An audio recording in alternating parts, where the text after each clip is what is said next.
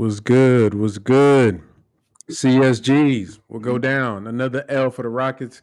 We got the post game live. With my boy here, Space. He been a little under the weather, bro. So how you hanging, brother? I'm straight, man. I'm getting a little better, man. Kicking his little head cold, bro. Yes, sir. Well, hope you do get better. I know the guys miss you. Was good with everybody in the chat. What's Y'all give happening, y'all shouts out. CSGs? What's good? What's good? Y'all give y'all shout outs out. Sigga Migs, I see you in there. Yassine, Go Calp. I know I'm killing these names. What'd you think about the game, bro? Let's we gonna start off with the game, just overall. Um, I think for the most part, I just like that they came and fought back a little bit. Um, Bright spot, Jalen Green. I mean, Jalen looked like he's that offensive engine. He's really starting to really pick it up no matter who. I thought those big guys was gonna give him some trouble, but he's starting to figure out where he can score at, how he can score. When we see when his 3-point shot is falling, he's a little bit more lethal. He didn't take that many free throws, but he got to his spots. He looked good. Jabari, he looked good for the most part. I like to see him get more of those high post elbow touches. He was shooting them over everybody for a little while. I think Jared Allen, the only one that really gave him trouble. For the most part, man, what do we expect? I mean, Yeah, the Cavs are just one of those matchups that we really don't, unless they just don't come out and play, we really don't have a chance because their height, their length, their defensive quickness, it's all just a headache for everybody on the squad. Our tallest guy is Jabari, and he's only what 205, and yeah, you can see that he yeah. was out of his league down low. But I mean, Silas, man, like I don't want to harp on Silas because I think Harp I on think them. his I think his time has come. I really with this new. I know you seen the new report about we could go after Nurse or Udoka or one of them two. That's like music to my ears, bro. Like we really need to get rid of Silas. He playing Knicks too much. I don't get why Knicks get so much playing time. But for the most part, Sengun, he tried. You can see he tried. He just too slow. He's just too short and he's too slow to hang with those big guys. But for the most part, man, I just liked to see how they responded when they got down. It looked like they was about to go down by 30. Right. And they came back after halftime and they really cut into the lead. I thought they was gonna get a little bit closer, but eventually the talent weighed out, bro. Like Cavs is just a good squad, man. Yeah, I mean, I didn't think this is a bad matchup for us.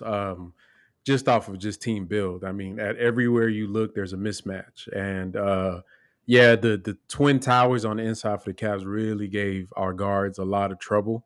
Jalen being able to score 30 on them, that is something that shows how explosive of a scorer he is, and how special he could be. And just the impact that he has. It's really not, but even his scoring isn't enough on its own because it's just almost like in a vacuum. It's not really impacting whether we win or lose at this point because we don't have a system.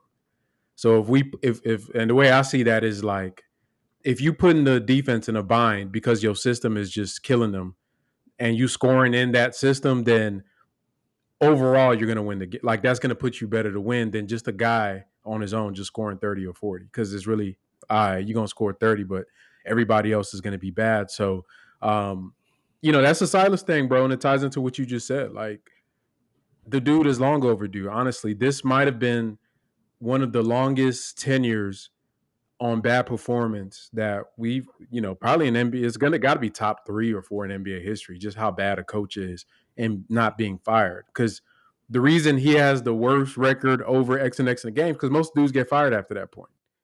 You know what I mean? And whether he's trying to tank or not tank, or it doesn't matter, bro. Like that's the game of the NBA, and it's very clear to me that the Rockets had him here for a specific purpose, which is to be the fall guy for this 3-year stretch when they knew that they was trying to get these top picks. And it doesn't make any sense to me why he would be here a minute after the season is over. Like, to me, you playing with fire at that point. Because even you floated, I don't know if it was you, maybe it wasn't you. Somebody said there's a chance he go into the season, they fire him through the trade deadline. Like, why, bro? Like, why would we do that? You know what I mean? You just wasting another season. Because by then, damn near season over.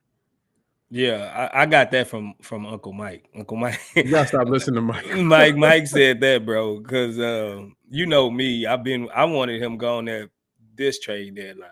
Truthfully, I don't know, like you said, I don't know exactly what have he done to really just Right. garner this long of a leash. Like even if we're tanking, that'll just help the tank get rid of the coach. You like for real, like what he's not moving the needle at all. You know, so it's not like we're keeping him and we see a future in him or anything like that. He's still not moving the needle because, like you said, we was veteran heavy last year and kind of the year before that. We didn't have all these young guys, and he still was trash. And we still had the worst record in the league to get us Jalen Green, and then to get us Jabari. We still had the worst record in the league. So, if I'm Stone, I'm taking a long, hard look at the available coaches, even if they're not cream of the crop. Like we just need a new voice, a new sense of direction, a new captain of the ship, bro, because we going down like the Titanic, and he's like, I know y'all seen that movie. He's like the captain went into the to the room and just closed the door and just watched it go down, bro. Like he's not Oh, helping the Lord. situation at all, bro. Face, who's the band playing "Let the Ship Drown"? You know Is that's that us? Knicks. Rockets, right? That's Knicks, bro. Nah, that's He's the lead, but he the guy on the violin that's playing while the yeah, he's the lead. nah. Oh man, that's crazy. Nah, that's a good point though. That's a good point. Yeah, it's it's yeah. I hope we do. I don't know. The Rockets, they put out they are looking at, or they're interested in Ime Udoka and Nick Nurse. I mean, hell, I'm interested in $1 million. Goddamn it, I don't really mean nothing. Right. Being interested is, can you make a deal, and can you make it worthwhile for those coaches to come down to Houston? I think that's what, because everybody just wants security. At the end of the day, just like with those vets, why we can't get vets on the team, because we're not going to pay a vet to be on this team. You got to pay them dudes, and you just want security. So what is going to make a good coach come down to Houston and say that, hey, this is where I want to be? Obviously we have the talent on the court. I would say the team is not built properly right now, but there's a long ways to go with that. They have the cap space to be able to go out and get some nice pieces to add on to the talent. Nice city. Obviously, the owner is still up in the air as far as not sure what the perception on Tillman Fertitta is as an owner for the players. Because remember, the Mike D'Antoni thing ended bad, and coaches talk. It's a small world. Coach Silas, his tenure here is going to, regardless of whether it's deserved or not, it's going to end bad, because people are going to say, well, they didn't give him a chance, blah, blah, blah, blah, blah. Coaches talk. They're going to talk about that. If the stuff with Stone was true, that's going to be out there for people to talk about him being intrusive on the coaching and kind of being a barrier to the coach having autonomy. So, all these things, you can't like separate what has happened over the past few years, even back before Stephen Silas got here, in acquiring a high level coach. And honestly, for anything that we want to compete with the regular NBA, we have to overpay for it, whether it's vets, whether it's coaches, anything. We're going to have to overpay for those guys, because we put ourselves in this situation. But to pivot on, like, the talent is there. And like you pointed out, Jalen Green, he hasn't, even though he's been on this tier, he hasn't been shooting great. He hasn't been really just like burning it up. In the last 10 games, he's shooting 41% from the field, and 31% from three, but he's scoring. He's averaging 23.6 points, almost 24 points in that stretch. And I think what I like about it is his aggression, trying to get to the line, get to the free throw line, which for him right now is looks like 6.7 free throw attempts. Hell, that's damn near 7. 3 more free throw attempts in that stretch, he up in James Harden level. You know what I mean? So Embiid in them levels. So that's really encouraging to see for him. And we'll talk about Jabari in a minute more. Let me go through some of these comments. Goyo Falcone says if the Rockets don't get Victor or Scoot, it's a wasted year. Not much to look forward to. Do you believe that, bro? Is that your point of view? Just Victor or Scoot or bust? No.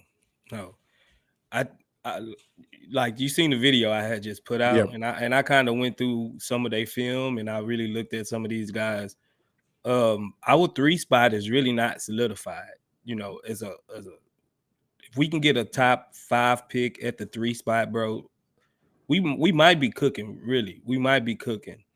And I really came out of that whole thing like a little bit more high on Asur than I previously was, because A-Man he gets most of the praise, he gets most of the accolades, he get everything, and it's like Asur is kind of on the back end of everything. And when I looked at it, the dude can play. Asur, he can. Both of them, they can play. They can play. They're not up there for no reason. I mean, after them, I think it's kind of a slump. But even if we end up getting Brandon Miller, I think he can bring something to the 3 spot that we don't presently have on this squad right now as well.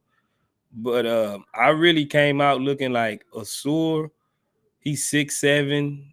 He can really he rebounds very well, and he makes quick decisions. Once he get the ball down, he's throwing it up. And for the most part, that's kind of what a young team like to do. They like to get the ball and run, and give those outlet passes. He makes great outlet passes, and he plays defense. He plays a little bit better defense than A-Man. So if we was to drop out of the top 3, bro, I like Asur, bro. Like, I wouldn't mind taking Asur number 4 or number 5 if we even get it, But I think somebody gonna take a swing on him, bro, because he's more of that utility player, Swiss Army knife player. He's not the greatest shooter, but we really not gonna need that much if we get a true point guard that can set up guys. So I think a lack of our 3-point shots is because we don't have a point guard to set up guys to make 3-pointers that's not contested, so to say. So I think that'll help us out a whole lot. If we get a true point guard in the offseason, I think Asur number 4, number 5, I think that'll be a quality pickup for us. Yep, and I just put in the chat the video Space is referring to. If you guys haven't watched it, go ahead and bookmark that for later.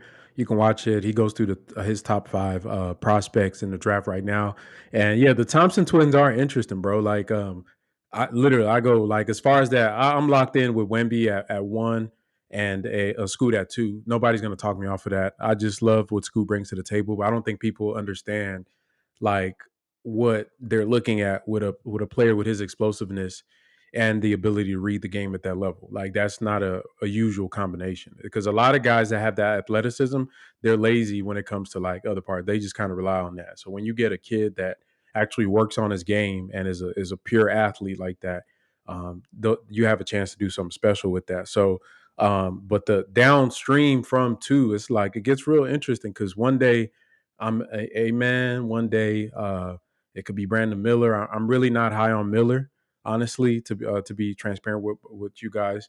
I just don't. I don't like his. I don't like his overall like what he brings shooting and length at his position. But to me, he just doesn't have a superpower like shooting and length. At the number 3 pick, he's not a guy that like Jabari is gonna be like he's a 6'11" kind of a wing that could play the big and small. He's gonna be a wing. He's gonna be 6'11". I don't like his frame. I don't like his shoulders. I don't like really too much about him. I really think he's kind of overhyped. That's y'all could kill me if he turns out to be the second coming of Paul George or Jason Tatum. But the Thompson twins, it's really hard for me to gauge them, bro, with that OTE league, bro. And you pointed it out in the video, like I'm looking at the clips that you put in there, man. That competition looked like we could run down to the park and find a couple kids down at the middle school that I might be out there looking like a man Thompson. I'm not gonna lie. When I was looking at, I was like, man, who is this little high school looking guys? Like, but we gotta look. It is like they're a league from 16 to 20. So some of them guys are like 17, 18 years old. Facts. That's a good point. So they're not really developed yet, or they're really just out there hooping, bro. It's like a glorified AAU, But one thing I would say about Miller when I watched him, he is playing at a higher level than those two guys, and he's been more consistent than not, That's and true. he plays good. I wouldn't say good on ball defense, but he's a real good help side defender, like Yeah. passing lanes, and he really sticks to his man. He makes it tough on his man to really score on him when he feels like it. I think he kind of got to deal with his motor a little bit on that side. I think he kind of saves himself for the offensive side of the ball a lot. He can be. When I was watching him, I was like, this dude can probably be like a Scottie Pippen. Do you really think that highly of him? If he because he's gonna gain weight. I'm thinking he's gonna Right. gain weight. He's probably only about 205 himself. If he gains weight, he get another 10, maybe 15 pounds. I can see the Paul George, but I think he's a little bit longer, rangier than Paul George. When I was looking at it, I think he's gonna be a player, bro. I think he's gonna be a player, but I think he's gonna need a system. I think a system is gonna really cater to him really more than the other guys. I think especially the top three, A-Man, Scoot, and Wemby, I think they can be the system. I think Miller is gonna need a system, that's that cater to him the way he can fit in. Something like Keegan Murray over there at the Kings. So I think all of those top four, top five guys, I think they're decent players. They'll help any Yeah. team that they go to. Yeah, I mean that's definitely. I mean that is not arguable. Like they're going to be good at any point. And one argument you could make for Miller is that he's actually played meaningful basketball, and I think a lot of the other guys like the Thompson twins, those are going to be upside swings. And maybe it is time we start drafting some actual real basketball players that actually know how to play basketball already. One thing that we do struggle on, as a team is shooting.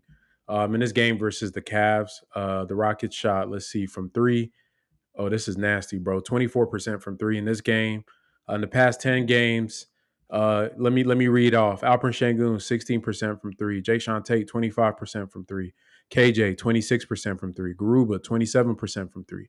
Jacob, 28% from three. Jalen, 31% from three. KPJ, 34%. Tari's at 36% on two attempts. The best shooter right now on the team as far as from threes is Jabari Smith, 42.6%. So he's been burning it kind of since his resurgence and kind of getting after the All-Star break how he's been playing. I think maybe that's where Miller comes in, where you can make a case like just as much as we need ball handling. I mean, damn, we need a shooter, man. We need some shooters on the squad for real because we are struggling. Let me see. Baba Shola says it's against the likes of the Cavs and Bucks, so we need long players, hence Wemby and Miller. That's a good point as well. I don't know. Would Miller be helpful against the Cavs though? That's more of a size, like interior size, bro. We small on the inside, and Shangun and Jabari, maybe Jabari 3 years from now.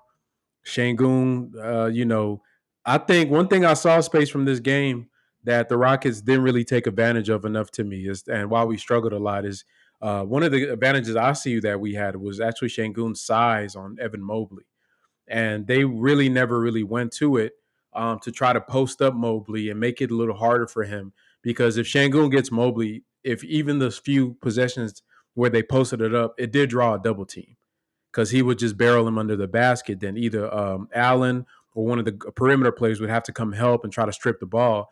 And to me, that's how you generate more threes and better looking shots. But we don't have a system, so it's really everybody just kind of making it up as they go. So I mean, what did you think? Did you see that as a counter, maybe to try to punish that one mismatch we had? Because they were content with having Jabari just kind of try to shoot mid rangers over Mobley. Yeah, I seen, but they didn't really start doing that to more like the second half after we made that little run. They didn't start off doubling him, but I think see, the thing is, Silas is too reactive and not proactive. Mm-hmm. So he waits to try to be a counter puncher. He waits to see what the team going to do so he can try to counter that instead of being the aggressor and making them do things that they are uncomfortable with. Because if they had to, they don't want to double nobody with those two bigs. They figure like if they're in the paint or big in the paint, those two guys should be able to take them one-on-one.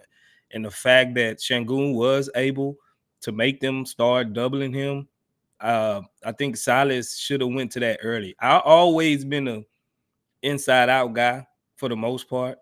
If you establish a paint presence from jump, then you're gonna make the other team do something that they don't want to do. And it's the easiest shots in the whole game. Right under the rim at the paint. Even though it might be tough shots, they'll still be able to generate those type of shots. And Silas just waits too long to try to make the other team commit to something. That he lets them get too comfortable, and then once they're comfortable, it's almost too late because they're up 14, 15 points. And but yeah, Sengun, I believe the last time we played against Mobley, he really gave it to Mobley then too, because Mobley is more of he just want to block the shot. He want to block your shot every time, and the head fakes that Sengun give him, he be having Mobley looking like Yeah. crazy.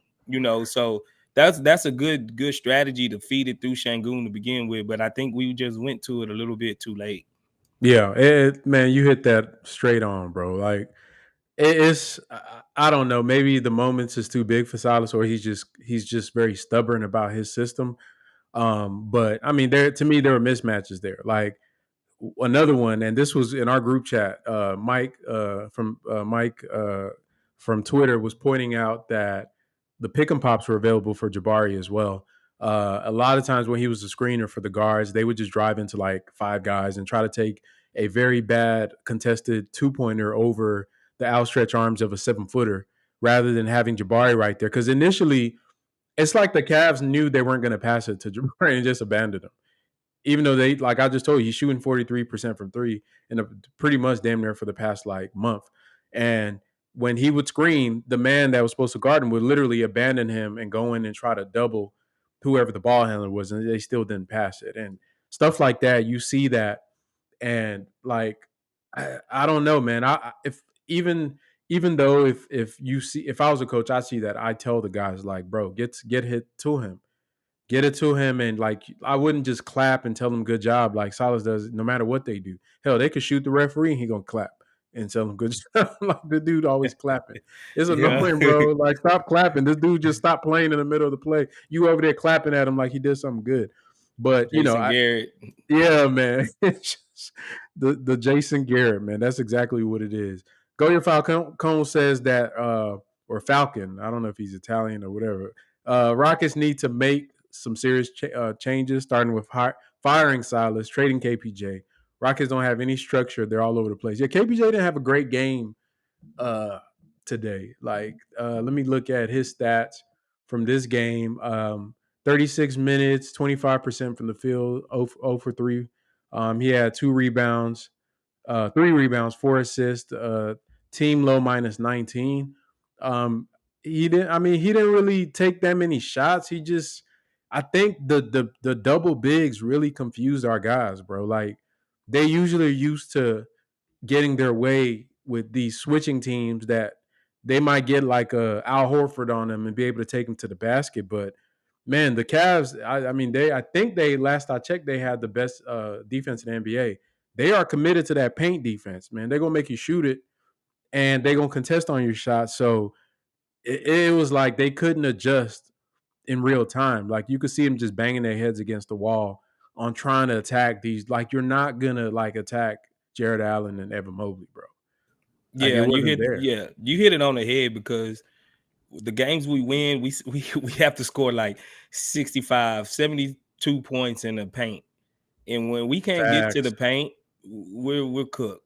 We're cooked because we don't shoot consistently enough from the outside, even mid range. Even if we eliminate the 3-point line, we still don't have a consistent knockdown shooter, even from the mid range. So if we cannot get to the paint, we're cooked. We're cooked. That's why we need like a Seth Curry or a Joe Harris or somebody like that, a Kyle Korver or JJ Redick or somebody like that from, or who is that guy what is his name, bro? Which He is one? a 3-point sniper, man. Who is that? I think you texted about him the other day. I can't think of his name right What now. team? What team he on? Is he on Philly or is he on? No, Nah, he's not on ain't no Philly. sniper. Ain't no No, snipers he's on not on Philly. Philly. Man, you text about him, man. What is his name? Mm, I think it I started don't. with a B. I think his last name started with a B. But he's just straight Isaiah Joe. That's his Oh, name. Isaiah, yeah, that dude, Isaiah Joe. Joe's cold, bro. Joe. I mean, that dude, he OKC can, ain't touching him. bro. They ain't touching him, That man. dude can shoot, man. That dude, like every Everywhere. time he shoot it, I'm like, that's good. He That's he good. has he I think he's shooting like 46% from three on the season, bro. Or 40 something stupid, and it's on high volume. And he can hoop. He's a hooper. He's not like a Luke Kennard where he's just coming off of screens. Dude could actually get to the back. He got to pull up. OKC, man, they got a treasure trove of picks and players, man. It's not fair, bro. It's It's not. not fair. I don't know how Every they time keep I getting watch away him, with bro, it. I'm not gonna lie. I be entertained, but I'll be like, man, we're gonna have to deal with this with Yeah, the bro. next 8-10 years, bro. Like, And Chet's still loading, bro. We don't even know what he looks like. Um, yeah, man, that's really like that's going to be a tough battle for us to try to stack up with. Because to me, they can go like 7 or 8 deep and have real players that could play like on the court. Some of the lineups they have is just crazy. It's just crazy. You know, one comp I have for Man Thompson is like a Josh Giddey. I think he's like an athletic Josh Giddey. And I was thinking about that watching your video and some of the passes that he was making, and that does, because I haven't really delved into the draft players yet like I want to. So just hearing some of the stuff you was reading off and watching the highlights did give me a little kind of, okay, I could see some of the stuff. I'm not sure if he has the same ball IQ like Josh, because Josh was doing it in the Australian league against professionals. Like we talked about, a man is playing against basically the dude Zion was dunking on in high school, and now Giddy's game translate to the NBA. Will Thompson be able to translate that processing speed to complicated NBA defenses where they're doing zones and running different types of sets against him to try to force him to shoot? Because that's what's going to happen. Like yeah, this Cavs game would be a nightmare for a man Thompson. I'm not sure. Because I'm like you. I really don't dive deep into prospects until around this time, and I had a preconceived notion going in. Looking at these guys and how they really, all these top 5 guys really surprised me, and I think they can do a little bit more than what I was giving all of them credit for. Even Scoot, even Scoot. We didn't have to chat about Scoot before. And I was like, he's not generational. I still don't think he's generational, but I still think he's the damn best guard in this draft. Like I came out, I didn't think nobody else was, that close to him. I thought maybe him and that man could probably exchange if the cards fall right, but no, Scoot on a whole nother level. And I apologize to Scoot for sleeping on that man game like that. But I think a man the because in that league they really try to clamp the paint too. It's not really a lot of freedom to really do a lot of. It's like a scrum. It's like rugby compared to football, And he was making some dimes and some passes to where I'm like, oh, that'll probably translate. Oh, I can see that one translating. He's gonna have a curve to overcome, of course, just like every rookie. But I think I think he can get it done once he's like a third year player and he really figure out um how teams are gonna try to play him. I think he still need a shot. If his shot get there, then the world will open up for him. I think the world will open up for him. You can't go wrong with athleticism, size in the NBA. At worst, you got a guy that can facilitate. He's aggressive. He can play defense, and you can't go wrong. And I am intrigued by his brother also, and just to see, which one actually turns into something. Let's take a quick sideline break just to, allow you guys to be able to read what's popping.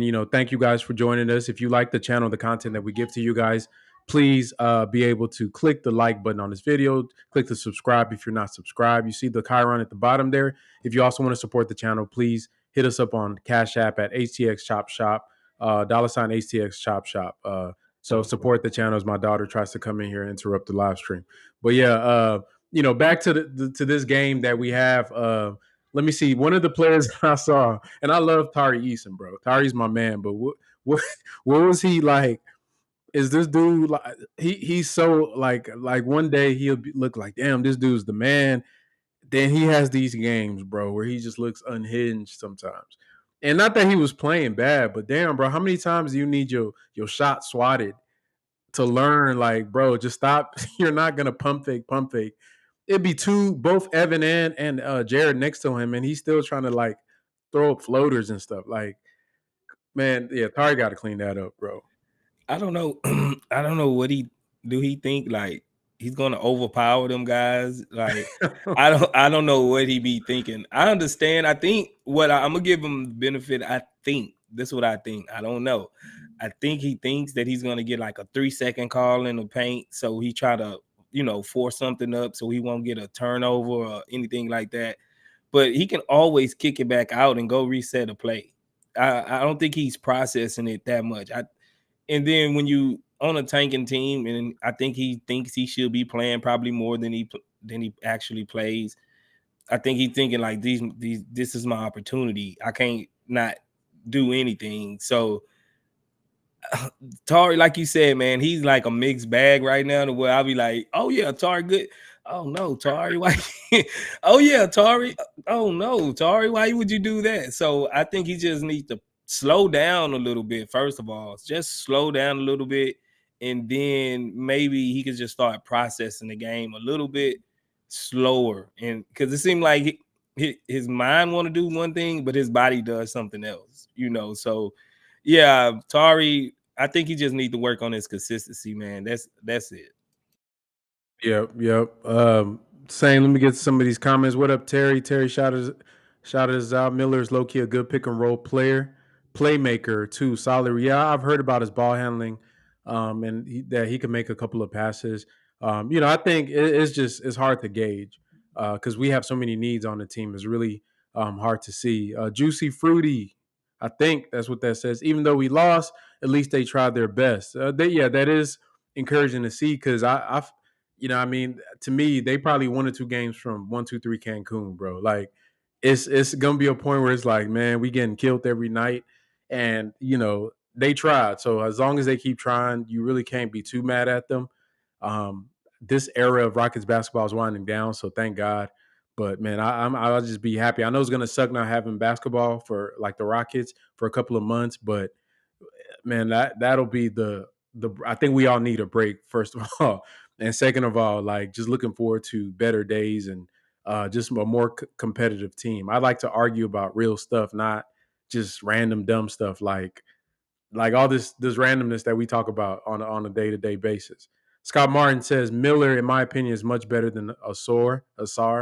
Seems like another guy with a secondary playmaking capabilities. Yeah, definitely. I've heard that as well. Ricky Johnson says, I agree. Those tall guys scare me, but you still got to draft them if you get the chance. So, Ricky, let us know. Would you pass up on who you? So, are you taking Brandon Miller with the 3rd pick? Is that what you're saying? Scott Martin says Whitmore, though. I've heard a lot about Cam Whitmore, bro. I haven't really looked into him, but I'm not sure if you heard anything about him as a player. I don't think he's a top 5 player, but a lot of people are high on him as a prospect. I haven't looked into him personally yet. I was just under the gun trying to, make that video. So I had wanted to go top 10, but like I told you, I've been battling this little cold, and I kind of just didn't have the time to get that deep. But I think he is right now. I think he's right around 10. Okay. He is a lottery talent. But I didn't really dig that deep into him because I wanted to watch some film, the guys, and see what I can come up with on my own, opinions. And not having to go off just draft boards and Yeah, what people are whatnot. saying. That's Yeah, facts. so I was just trying to cram those 5 into a tiny window. I wish I could do more of it. Maybe we can go. Maybe me and you Like can sit yeah. down and break from 6 to 15. Right at the end of the lottery next time we do something. But I heard he is intriguing. I can't really just put a stamp on whether he's better than this player or that player or how he'll fit. Because I just really haven't looked into him deep myself. Shout out to Sleep Art 11, just gifted one Rockets Chop Shop membership in the chat. Hope somebody grab you up. Chet man, go went in and grab that. Appreciate you, Sleep Art. Appreciate you supporting the channel. Yeah, same, bro. I think we're definitely gonna look at. We're gonna have a draft board for you guys. We'll probably put it on a graphic. We'll get with the guys with Coop and James and some of our other Chop Shop that are more on the college side. And I think this summer, since this is such a important draft, me and Space are gonna really kind of go all in on evaluating these guys and try to give you guys as much information as possible. Because even honestly, if you think like maybe we don't get in the top 3, then we might want to trade back. And people think trading the pick means not drafting a player. That's not necessarily true because there might be opportunity for us to trade back into the maybe 7, 8, 9, 10 and still draft a player, but get assets for just giving a team an opportunity to draft a number 4 pick or a number 5 pick that they really, really like. And then those Cam Whitmores and those other players that the Derek Lively's and all those guys become more significant because now that might be a guy we could pick up with like a 10th pick or 11th pick type deal. So, and obviously the Clippers pick is there. I think it's somewhere like 18th, between 18th and 20th right now. It kind of goes back and forth because that where they are in the West is so tight. And that's going to be maybe a player. I don't know if the Rockets are going to draft 2 players out of this draft, but you never really know. Terry Agent asks, would you draft Chris Murray, which is what's his name? The Murray on the Kings, Keegan. Keegan's, I think, older brother, because I think Keegan I younger, think but they're like a minute, right? twins. Yeah, I I know think one they're of the I twins. think Keegan the older one. I'll be mixing them up, but would you draft him with the number 2 pick? I'm gonna say no, and I'm gonna say Terry, you need to put the pipe down. But go ahead. I think Terry is talking about our second pick, the Oh, Clippers second. pick. Okay. I I'm was about hoping to that's say, what he's Terry. talking about. Terry, out there, the Um, Australian heat getting to you, boy. New Zealand heat. Where you at? But yeah, go ahead. I Would think he's you? talking about our second pick, but I probably wouldn't. If anybody, I would take a stab at is Jet Howard. I liked what I seen from him. Just a few little games. Well, not full games, but I've watched some games here and there. I be doing so much stuff that I can't really just sit down and watch college like I want to because they come on during the week and we be busy during the week and stuff like that. But I would take a shot on Jet. I like Jet. I think he got a little bit of T-Mac in him. I think he got a little bit of T-Mac, and he can stretch the floor for us. Good point. John Harris asks, "Don't shoot me. We won't shoot you, John. This is a safe space. But why are you sold on Scoot? Scoot is athletic and can't shoot. He shot 42% from the field and 27% from 3. I believe his hype comes from his first year in the G League. It's a reason why. I would say for Scoot, one, he's one of the few guys that's actually playing on an NBA 3-point line within the guys we're evaluating. So you have to put that into consideration because Jabari Smith shot 43% from 3 in college, came to the NBA. We've seen how that translated. So to me, that's, the 3-point percentage. If I give him the college curves, maybe he's in the mid 30s from doing that. So I'm not really good. And Jalen Green is actively shooting 41% from the field. So it doesn't really mean anything. To me, you see Jalen score just like Scoot. Scoot can get to the basket at will. He's explosive just like Jalen. But one thing he does bring is that athleticism. He's a thicker player, so he's going to be a good defender. He has a wingspan that's longer than Jalen's. I think Scoot's wingspan is like 6'9", and Jalen is like 6'8" or something like that. But he's like 2 or 3 inches shorter, so he has that weird kind of who has a body like that? Lou Dort type of guys that have those long arms. James Harden has a Yeah, long wingspan too. yeah. Those guys are really good on defense. Plus, the number one thing is obviously he can read the floor like damn near. He's a point guard. So you have basically he's not as big as Jalen as far as height. He's more girthy. He's just as explosive, but he can make all the passes that you need anybody with the ball to make. So you think about that. That's why I'm high on him. Space. What about you? I think that he brings a lot to the table as far as breaking down the defense. I think he can break down if a guy's gonna try to go one on one with him, he's gonna get past the first guy. And we need somebody that's really gonna break down. And once he break it down, he processes the game to where he sees where that help defender coming from, and he can feed him the ball. And like he's playing against pros, like you saying. I think the drawback to him why he don't look as good is because he's not surrounded by premier players. NBA really top tier, not top tier, but NBA talent. I think once you get him, especially on this team, because we got some talent here already, he will look better. Once you just as good as the sum of the parts around you. And I think he's just playing in a G League to where sometimes they don't really feel like playing, or how it is with the G League. It's just if they could cut it, they'll be up here already. Now, I think he just really need better players around him. I really do. And once you see him with better players, better spacing, a true system, I think he'll be able to show exactly why he's predicted to go number 2. Yeah, great points. And let me see. We got a super chat from Sleep Art 11. Appreciate you, brother. Says, I wish we had a big man rotation like the Cavs. Yeah, that is also a position in need space, centers, and whether in free agency or in the draft, we got to address that because, like, obviously we think Jabari has upside to play the center, but he's not going to be a full time five. And Sengun, he has his limitations. Like, what type of center would you think that the Rockets need, like right now? Truthfully, I think the type of center we need, they actually come a dime a dozen. The rim protecting, lob threat type of guys that's really just gonna stand there and really rim protect, like a Nerlens Noel or Claxton, in that mold of guys. I think we can find those guys everywhere. Those are the guys that get flipped and turned over out of the roster more than any NBA roster. Like we see guys like JaVale McGee, they'll get dropped and picked up. We'll see guys like what's the dude from? He was in Sacramento for a while. He went to the The dude that Sacramento. yeah. I mean, he started off in man. Why I'm blanking on his This name. is your sickness, bro. But Yeah, I'm sick, man. I can't think right now. My is it brain kind of cloudy. what's the name? I forgot. Is it a dude that be doing the little shot puts?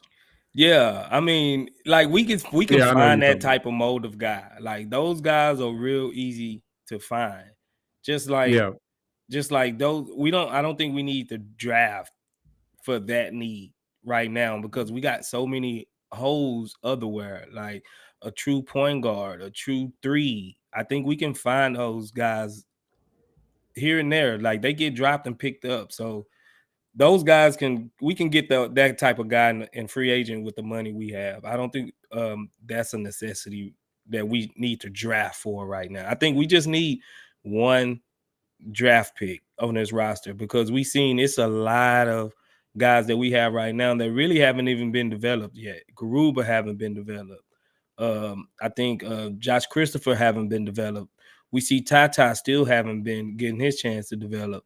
And that's the consequences of drafting like 7 first rounders in 2 years. Like you're not going to be able to develop all of these guys. And I would hate to spend like a top lottery pick on a guy that we just gonna sit on the bench or send him to the G League or something like that. Like I don't want that. I think we need a plug and play type of guy that's really just he's here, he got enough, his floor is high enough to where he can just come in and catch stride because we're gonna be ready to go next season. There's no reason we should be tanking or even in this position next season. So whoever we bring in, they're gonna have to learn quickly because we're gonna be trying to win for sure next season. yeah, that's facts. And yeah, it does. Like at some point, man, you just got to bring in some real players that know how to play the game, are used to playing the game, because it's really going to be hard for if we do draft some of these players, like who's going to get squeezed out. And I think that's really what we have to look at. everybody can't make it going forward. Like you literally can't do this. Like we can't keep doing this. You imagine that at some point it's going to dwindle down to like 4 guys that are left, and it's going to be the best 4. And as much every time you draft a new player with a top 10, top 5 pick, whoever is like at the bottom gets pushed down. Whether it's Tata, Gub, Garuba, they get pushed down to the point that they may not even be on your roster because of the fact that you're bringing in other players. And the cute part of the rebuild over, man. You about to see how the business of the NBA works because some of these guys are going to start being moved in trades and just let off the team. We got, let me see, a Sleep Art 11 just dropped another super chat.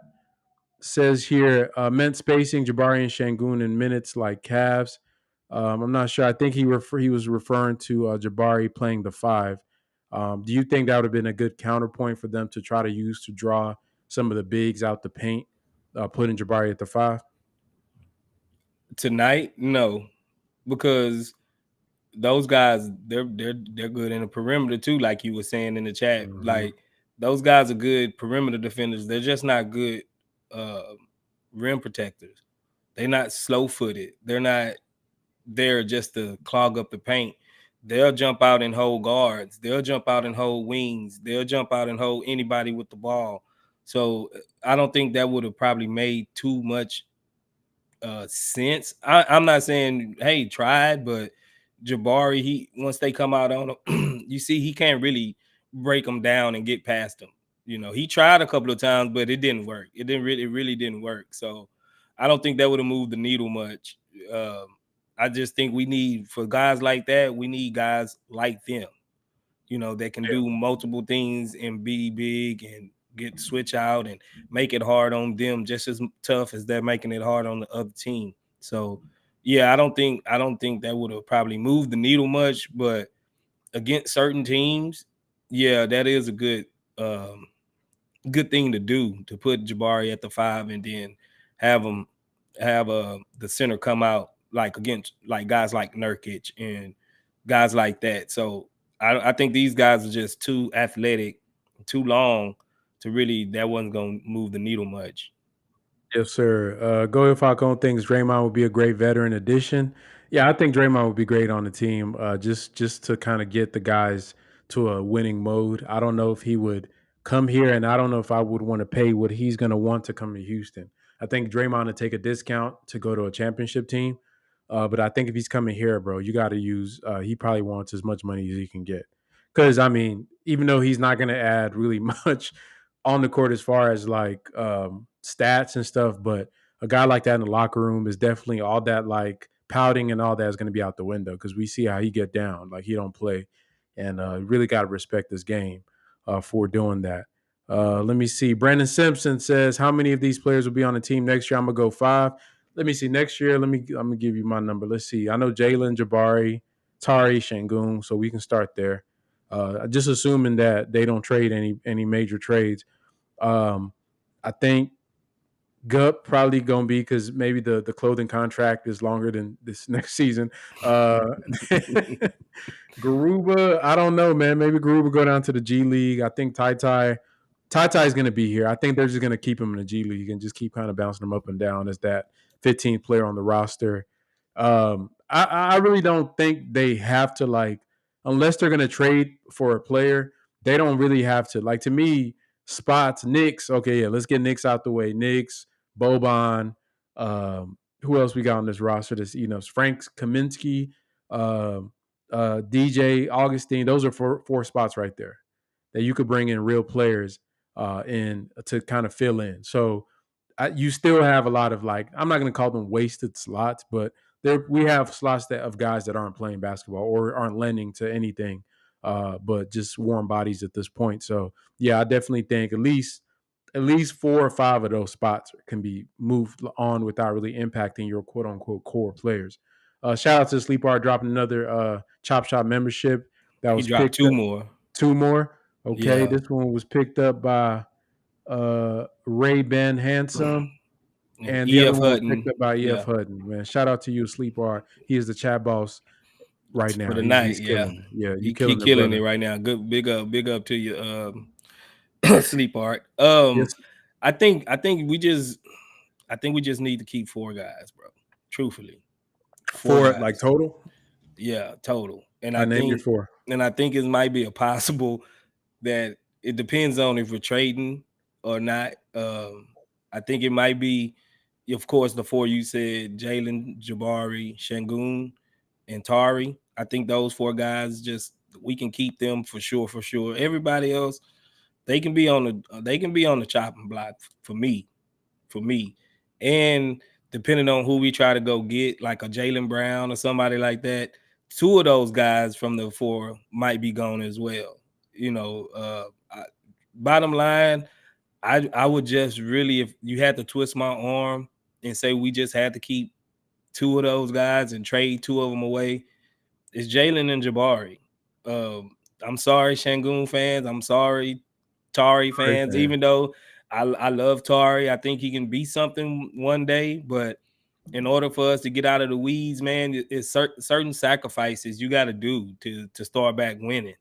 And I try to remind people that we're in the asset collection phase. All of these guys on the team are just assets. You got to view them as assets because we don't have a solid foundation to say, hey, these guys are keepers. This guy's off limits, because we're just so bad right now. And I think part of that is from Silas and the coaching and whatever. But in order for you to get something, no pain, no gain. That's how it is. And it's going to hurt. It's going to hurt to get rid of some of these guys, because I've been liking these guys. Even though we've been losing, I like our guys. But I like winning better. I like winning better, bro. That is facts, and it's gonna hurt, man. I know they're gonna do some. It's gonna be some, like, it's gonna be reality check time for our team. I just read a funny comment that's way ahead in the chat. I'm gonna just go ahead and read it, even though we're not there yet. It says, "Which player on our current roster would Draymond punch first?" That was from Jamon. Is KPJ still here? That's 100% KPJ, bro. I think KPJ. Yeah, that got to be KPJ, bro. That got to be KPJ. Brandon Simpson, Bleacher Report reported that Nurse would have interest in coming back to the H. Brandon Simpson, that's fake news, bro. I think you see. Come on, bro. Post the article in the chat, bro. I got to see that from my eyes. I don't think Nick Nurse has hinted at that he won. I think it says that the Rockets are interested in Nick Nurse. But it's like that telephone game. Next thing you know, it's gonna be Nick Nurse is top. He's signing the deal for the right. Put the article B. Put the article in the chat. Let's see if that is true, bro. Then that changes everything. D Marquis says DeMarcus, I'm tripping, bro. Says Silas era is over. We hope so, bro. I ain't got the little graphic Space has with the wanted poster for him, so I'm gonna have to find. I took it down. He was getting on you about it. No, I just think. Okay. I think it's obvious right now. I think it's just so obvious. We all know he's wanted. He's like a bank robber back in the 30s. I've seen some funny ones, bro. I've seen one on Fox News graphic with, it's like the most like hated leaders in the world. You seen that one? It's like a strip with like Kim Jong Un, Vladimir Putin. It got the Chinese president. They cropped in a picture of Stephen Silas. Oh man, I didn't see that one, bro. That's good enough, bro. I mean, I think he's gone, bro. I think he's gone. I think Stone, if he really want to keep anybody a fan of this team, I think getting rid of Stephen Silas would like reunite the whole fan base for at least a month or two. At least a month or two till we start playing again, bro. I think that's just the right thing to do. Chetman says, I don't know, dude looks almost like a linebacker to me. I think he's talking about Scoot. But maybe that's because how big he looks compared to other basketball players. Yeah. Scoot looked like a NFL safety, bro. Dude is out there. GG Jackson with our Clippers pick. I've heard that as well. Green got undercut. Silas didn't have his back. Whack. I mean, I wasn't tripping about that. I seen that play. Like, you know what I mean? That's really not, at that point, you know, what is Stephen Silas? That he was on the bench. I think he was already, like, the game was over. Ricky Johnson said he's not high on Miller. I was talking to the other guy about Wemby. Okay, not high on Miller. I'm not like low on him. I don't know. I just think that it's something you got to look at it. But I think over the summer, like if people like whoever people think the top whatever is, it changes so much. I mean, Wemby could get hurt in whatever, God forbid, and maybe something happened. You just never know, bro. It could be a catastrophic something, God forbid, that something happened. Or Scoot has a great workout, and all of a sudden he's a rumor Scoot could go one because this team really loves him. Bro, we seen exactly what happened with Paolo and Jabari. It was a done deal for Jabari to go to Orlando. They did parades. They had his posters up in their practice facility. Paolo didn't even work out for them, bro. And they still finessed the game and took him first. So, and Jabari didn't work out for us. He didn't work out for us. So y'all, it'd be a lot of capping and grandstanding. You don't know what these teams know and what these agents are talking about and like what the backdoor dealings are with the NBA and the draft, man. It's a lot that goes on behind the scenes as far as evaluating players and positioning yourself to get a player. Like players could really just not want to come to your team. Like how Chet didn't send Houston his medical records. So even though let's say we love Chet, we already knew by his agent and them not like working out or sending his medical records that he doesn't want to come here. So there's ways to say I'm not coming to your team without actually saying it, like Eli Manning did to the Chargers, or what Steve Francis did when he was drafted by Vancouver. Like you don't have to say it anymore. It'll just be some agency stuff like, nah, I'm not sending. We're not going to work out for them. We're not sending, or somebody will leak something like this person is they don't like this and this. So yeah, we'll see about that, man. Young Ghetto, what's good, brother? Says he got the Stephen Silas middle finger picture out. That's his YouTube profile. I've seen plenty of B. Miller. I haven't seen a man before. Nah, he's not Westbrook. Definitely not Westbrook. Definitely not. Let me see. We got a question here from Yassine saying, do you guys think we should draft 2 players this offseason? We have a lot of youngsters. Bet space. We have a lot of youngsters already. If we're going to add a couple of vets and draft a top 5, the minute allocation becomes complicated. I think we get into the point of the season where you can actually have rookies come off the bench, even high drafted ones, depending on whether they're actually that good. So meaning, like for this example, like Jabari Smith this year, there are a lot of parts for the first half of the season, he didn't deserve the minutes he was getting. Those were strictly just you're the 3rd pick in the draft, so we're gonna play you minutes. But if he was on like a real team that actually had aspirations of winning games, he wouldn't be playing as much. Even he might not even be starting, and if he was starting, his minutes would be really low, like 20-some minutes. So when you're trying to win games, you can't really do that as much. Meaning, if you have a player that actually adds to winning, even let's say you draft Brandon Miller, and we have like Jalen Brown, and they play the same position and Brandon Miller was your 3rd overall pick. He coming off the bench. He's coming off the bench, and that's okay because there's a all NBA player in front of him. There's a all-star level player in front of him. That's normal though. We've seen that with Ben Mathurin in Indiana. We've seen that on Golden State with Kuminga and some of these guys. If you have real players on your team that are actually good and a youngster plays a position that real player plays, then it's perfectly normal and within NBA standards to have them come off the bench. You don't have to play your young guys 50 minutes a game like the Rockets did. But if they are a high level team on a tanking team, then yeah, go ahead and play them. They're going to get all the reps they need. But to me, where the Rockets kind of, to me, with the Jabari thing is that you also have a position.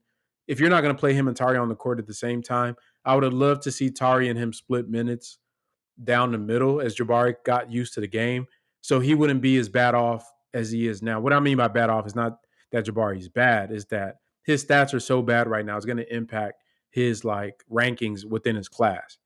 So his percentages, as good as he's been playing, if you go look at Jabari's percentages, they're still pretty bad. I mean, he's still like 40% from the field, even though in the last month or so he's been damn near 50%. But that's not going to make up for the other 3 or 4 months that he's been struggling at. So like just throwing guys out there into the fire and basically your form of development is just getting them reps. It has its ups and its downs. Obviously, they're going to develop, learn the experience the NBA faster. But on the flip side, you get into the things where all their flaws and their weaknesses are exposed for everybody to criticize, whether it's other NBA pundits, fan base, other fan bases. Oh, Jabari sucks. Jabari sucks. Honestly, in the real team, Jabari sucks wouldn't be a big thing because he'd be sucking at practice. Like all the missed shots and the weakness, we know it at practice. But on the team, on a real team, he playing 20 some minutes. All right, Jabari, you're not having it today. We're gonna pull you and just kind of watch from the bench. And there's nothing wrong with that as well. I mean, you can progressively build a player up. So it just depends on the context of the team. But yeah, I think that drafting two players, yeah, we can, because at the end of the day, like, yeah, okay, if we have to move on from Dacian Nix and Garuba or Jacob or even Ty Ty, if we get like, Brandon Miller and like Derek Lively, okay, you just keep chugging along and moving along till you put together a good, or a Cason Wallace, another guard that could come in and help. You just keep moving along until you get to where you're trying to go. I don't know if you want to touch on that question, Space. Nah, okay, I'll keep going. Space Dog is trying to get in on the fun.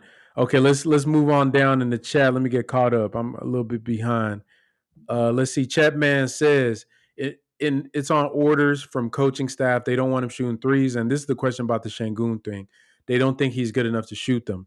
Yeah, definitely. I've seen that as well. Coach Silas said that he's actually told them not to shoot them all the time. They want him to rescreen most of the times. He can take them, but I think it's a happy medium there. I don't want Sengun just jacking up threes.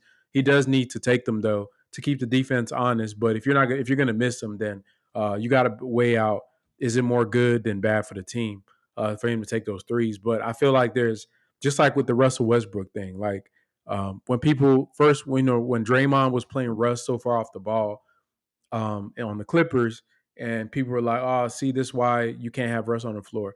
Nah, bro, just rescreen, man. What I mean by that is, if I can't shoot and I'm on the perimeter and the guy guarding me is in the paint, and there's a guy that can shoot next to me, and his guy is next to him, just run off a screen on me. And what's going to happen is, if I'm a good screener, my man can't recover fast enough for the guy coming off that screen to go contest a shot. But that's the system thing. And Ty Lue made that mistake when they first got Russell Westbrook. They were just standing there waiting for him to shoot. His teammates were, not the defense. Defense was doing that, but his teammates were standing there. But as Ty Lue being a good coach, he saw the film and he adjusted. Now Russ is a screener for them. They use him in pick and rolls. He's screening more off ball. So if you try to play him like that, either he's going to attack and get in mid range, eat up the space, or one of the Clippers players are going to come off screen on him and get open shots. So you just got to be smart, man. That's just good coaching and using your players. Hey, wasn't Ty Lue? Didn't I hear a rumor about Ty Lue probably not going to be in LA too? Yeah, yep. I think that was something that was said, that there's kind of chatter about him being out this season as the Clippers coach. And I could see it. If they go first round exit or playing out, then yeah, he probably is done. But I wouldn't blame that on Ty Lue though. Paul George been hurt. Kawhi's been hurt. The roster been in flux. They gave up so much to get those two guys to where it's like, what do you expect Ty Lue to do? Ty Lue, he only can work with what he got. I think Reggie Jackson was big for him, and I don't think he really showed up this year like he was last year either. So right. It's like what Ty Lue can do. I think a change of scenery can do a lot for coaches, for players, for an organization, even for GM sometimes to start with a fresh, clean slate. And I think I wanted to mention this about why coaches won't come over here, but I don't think coaches really care about. I think they do care about it, but I don't. We got talent. We got a whole lot of wiggle room to do a whole lot of things where a good coach can come in and he can actually have say so in a lot of different things in a lot of different areas. It's not like we're stuck in cement. We're a ball of clay to where we can be molded to anything. And I think most coaches are like players. They got egos and they feel like, hey, I can come over there and make it work. I can do this. So I don't think just by us sucking and being tanked, because I think a lot of people on the outside, they just see us as tanking. They don't see us just as totally incompetent. Besides, the media, of course, they always gonna have an opinion, but coaches that play us, they know what we got, and I think they can see, oh, if I was to go there, I can implement this and get such and such off the ball, and I can do these things to where we can be a legit place to come. Like, I don't think everybody just out on us, especially the coach. Yeah, I mean that's a great point. And even if Tyloo does become available, I mean that'd be a great coach to also look at because a lot of people don't realize like what he does, but he's if you hear other coaches talk about him, what they think they talk about is his ability to be able to kind of adjust on the fly. I think he's one of the him and Nick Nurse probably one of the best like counter punch coaches in real time. Like they can make adjustments literally like as the game is going on and just peep something out and make the adjustment on the fly. We've the runs he's had in Cleveland and even what he's done with the Clippers, like the availability of Kawhi and Paul George is, I mean, the way they don't play should just be like it should be illegal. What they've been doing, and some of that stuff is biting them now because they fighting for a playing spot. But can you blame them with the injuries and stuff like that? But yeah, it's gonna be some good coaches, and I think if the Clippers do move on from Lou, Udoka may be a thing for them. Obviously, Nick Nurse, I'm sure they're gonna make a play at him. The thing we got to compete with, in addition to what Space is talking about, is also the fact that like Balmer over on the Clippers do got deep pockets, man. And so you got to consider that the ownership. Like, is Tillman going to be opening his checkbook to be able to get one of these quality coaches? Because it's going to be a arms race for drafting players, for free agents, and for coaches. Man, you got to be able to kind of show whether you can pay for the team that you want, and that's going to be a test for Tillman to be able to show. I don't. Can I Go comment ahead. on that? Yes, sir. I don't really take up for Tillman too much, but I think we got to kind of read the tea leaves about why Tillman is being cheap right now. We're not winning. We're in a slump. We're trying to tank. And if you read the reports right, he's trying to buy the Washington Redskins. So the dude must have an extra billion in the pocket somewhere to try to buy a whole nother NFL franchise. So he's not broke. I think people look at him like, oh, he's just broke. Maybe he's a cheapskate on some things. He's maybe cheap, but if you really look at a lot of the rich people, they are cheap. That's how they keep their money, So I think it's got to be profitable for Tillman to spend money, and I think once we become once we become a competent team, I think he will dish out the money to do what we need to do to get us up and running and actually trying to compete. We'll see, man. We'll see because I think he's not. Yeah, he even though he's not cheap, yeah, he's probably like try to be frugal. But damn, can we get a new practice facility before you buy a football team, bro? Don't get me on that one, Yeah, Frank. That's we, my pet yeah. peeve, bro. Can we just That's my upgrade the pet practice peeve, bro. facility before you go buy a whole NFL team? Like, let's just what I mean, let's upgrade that. Can we get like upgraded facilities for our guys before we start doing all that, bro?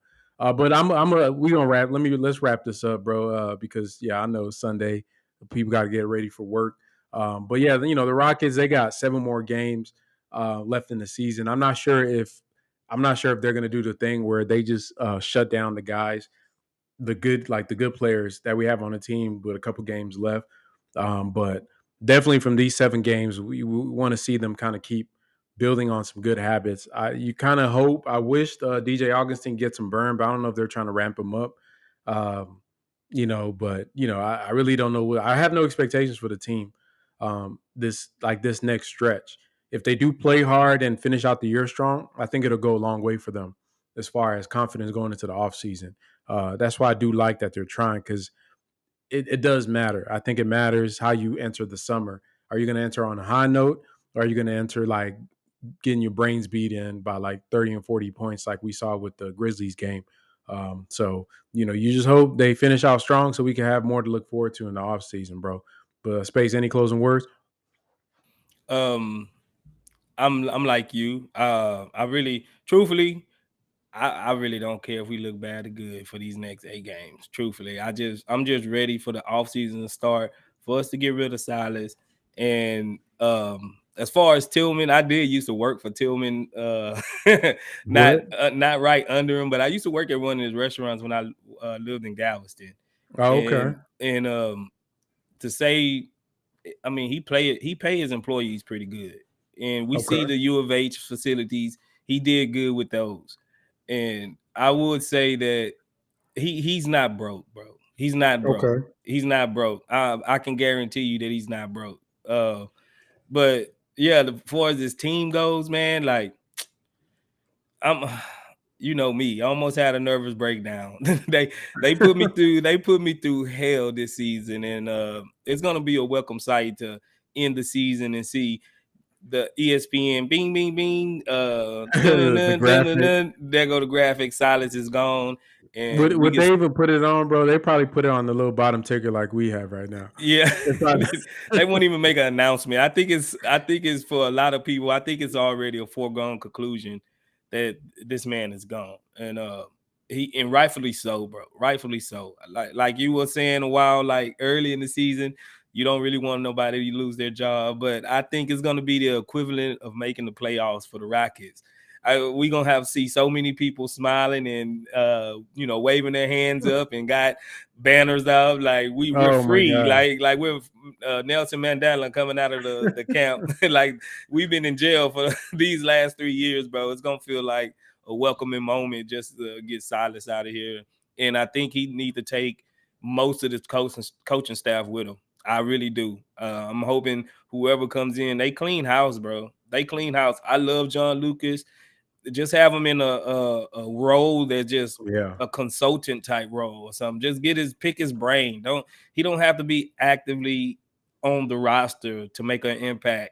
And I think we need to get some of our old bloods in here, like Clyde, and they don't have to be coaches, but they got to be part of this mind, this organization mind going forward. Because like me and Uncle Mike was saying, I want us to wear the old mustard, red ketchup and mustard jerseys eventually.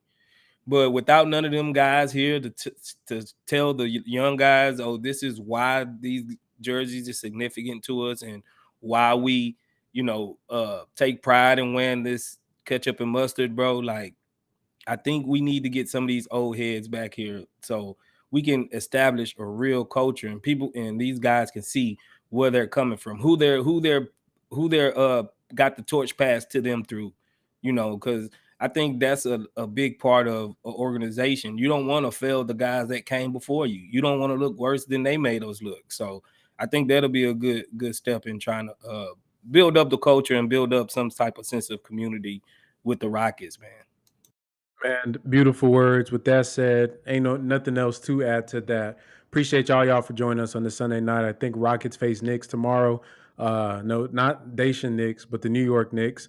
We'll see if we can get a good game. I really don't care if they win or lose. I just want to see competitive basketball. So shout out to everybody. Shout out to Sleep Art, the chat boss of the day. Appreciate y'all support the channel. As you can see bottom, if you want to donate to the channel to help us keep making this great content, go to our Cash App, ACX Chop Shop. That's Cash App is ACX Chop Shop. We use all the funds we use to pay for our subscriptions to all the great stat websites, the software and the hardware we use to make these videos. We're excited about the summer. We're going to enter a new era of Rockets basketball, and just like the Rockets are going to turn it up, we plan on turning it up with y'all, man. So appreciate y'all. Yeah. We'll see y'all boys tomorrow. YouTube Shout be out to raping us, man. YouTube be yeah, raping man. They us. be bent over, bro. Y'all gotta hit the Cash App, man. Hit the Cash App Hit if the you Cash can, App. bro. Appreciate